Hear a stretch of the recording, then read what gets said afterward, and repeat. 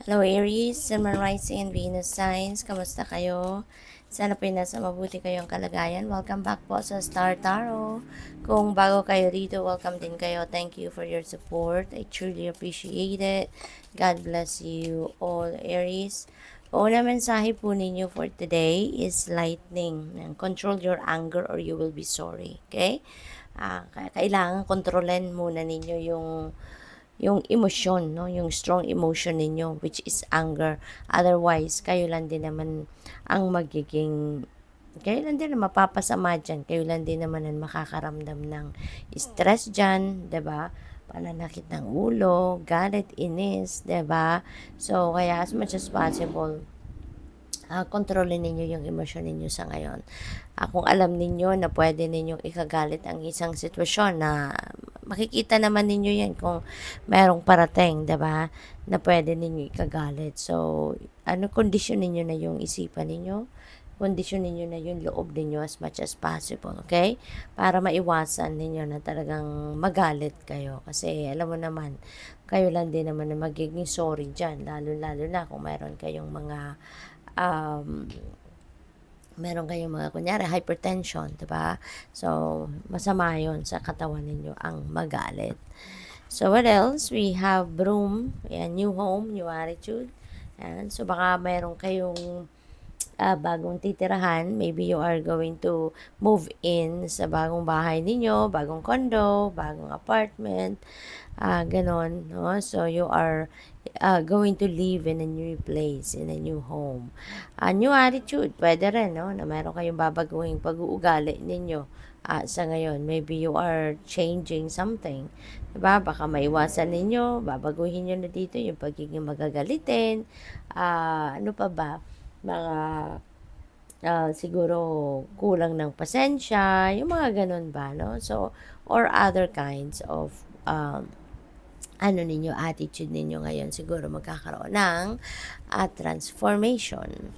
So, what else? We have dog far away. A distant friend is thinking of you. Ayan, meron kayong kaibigan na nasa malayong lugar na maaaring kayo ay iniisip sa ngayon, kayo ay inaalala niya, baka kayo ay very close dito sa taong ito, kaya siguro very siya sa'yo, concerned siya sa'yo. So, what else? We have cat, ayan, a two-faced friend.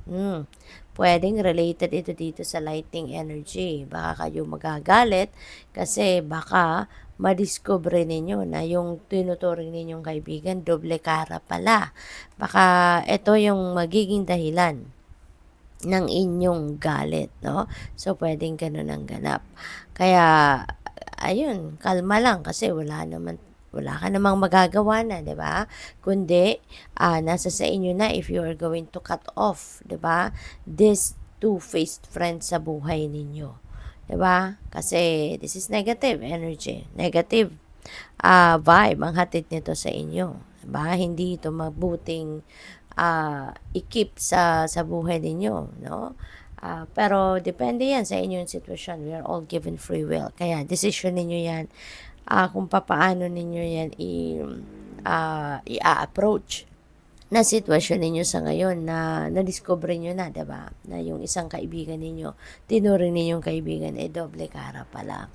So, what else? We have 3 affairs with your family. Ayan. So, meron, baka pwede rin, no, na yung lighting energy na to, yung ikakagalit ninyo, could be something, no, na related sa pag-aasikaso ninyo sa inyong pamilya.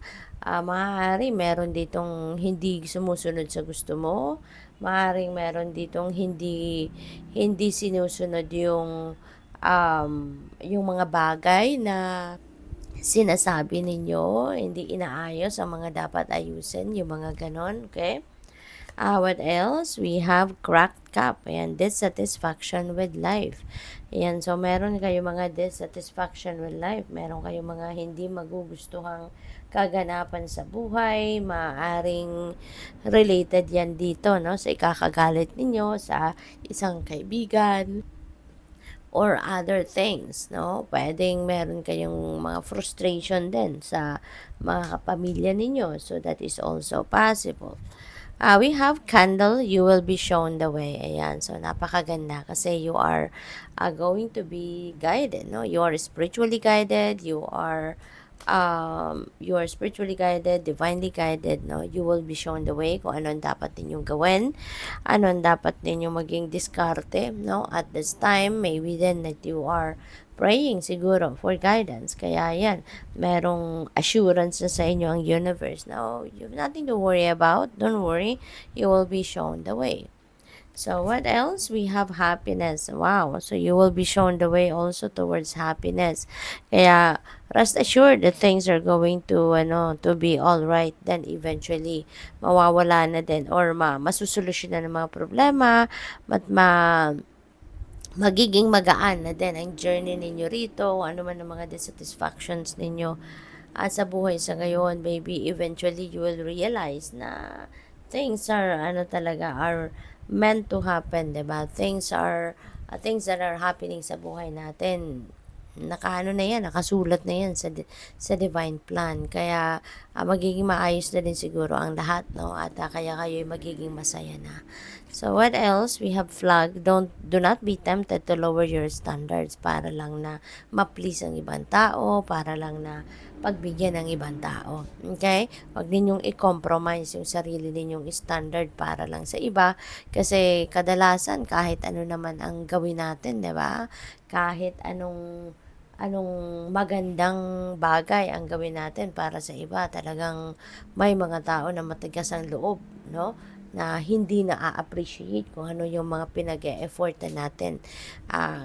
Kaya wag na kayong mag-try, 'di ba? Do not be tempted to lower your standards. Just keep it, no, sa sarili ninyo kung ano yung ipagpatuloy mo na lang, no, kung ano yung mga dati mo nang ginagawa, 'di ba? Focus on yourself, 'di ba? Yun na lang, no. Wag na ninyong ibaba yung yung standard ninyo para pagbigyan ng iba.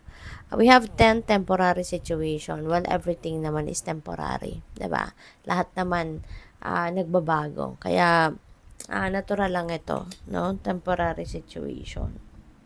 What else? We have bridge, successfully overcoming a problem. Ayan. Kasi kaya nga kayo magiging masaya. Kasi kung ano man ang pinoproblema ninyo sa ngayon, ano man ang maaaring problemahin ninyo, mapagtatagumpayan ninyo yan. Kasi you will be shown the way, diba? Tutulungan kayo ng Divine Universe to fix it. Tutulungan kayo ng Divine Universe to find the solution to your problems. Kaya wala kayong dapat na ipag-alala. Okay? We have psychic ability, trust your intuition. Napakaganda. So, may mga divine guidance na ipapadala sa inyo ng Divine Universe and that is through your intuition. Kaya, anuhin ninyo, no?